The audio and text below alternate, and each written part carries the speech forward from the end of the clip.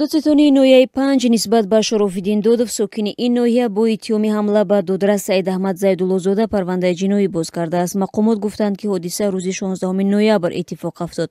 Додов бар асоси моддаи 328 Кодекси ҷиноии Тоҷикистон, яъне истифодаи зӯроварӣ нисбат ба намояндаи ҳокимият айбдор мешавад.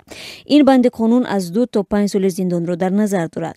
Як манбаъ дар додситонии ноҳияи 5 рӯзи 23 ноябр ба Радиозодӣ гуфт, Шарофиддин Додов ин амалро бо эътироз ба ҳалномаи додгоҳ содир кардааст. Додгоҳ баҳси ҳамсари Додовро барои маскун шудан дар хонаи собиқ шавҳар қонеъ мекунад. Вақте ба Додов нусхаи ҳалнома дода шуд ва ба ӯ фаҳмонида шуд, ки ҳамсари собиқаш бо фарзандонаш ҳаққи зиндагӣ дар манзили зисти онҳоро дорад, ӯ эътироз кард. Баъд аз баҳси лафзӣ ӯ бо мушт ба сару бадани додрас зарба задааст, гуфт ҳамсӯҳбати мо. Ба қавли манбаъ, Шарофиддин Додов дар пурсишҳои ибтидоӣ гуфтааст, сақорати додрас ӯро асабӣ кард ва сипас ба вай ҳамла намуд.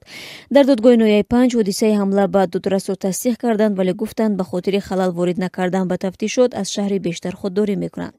Саид Аҳмад Зайдуллозода тобистони имсол ба ҷои додраси пешини додгоҳи ноҳияи 5 Тоҷдин Қурбониён ба кор омад. Тоҷдин Қурбониён бо сабаби содир намудани кирдоре, ки эътибори судяро пас мезанад, аз вазифаи додраси додгоҳи ноҳияи 5 озод шуд. ӯ дар ҳоли ҳозир ба гирифтани ришва муттаҳам аст.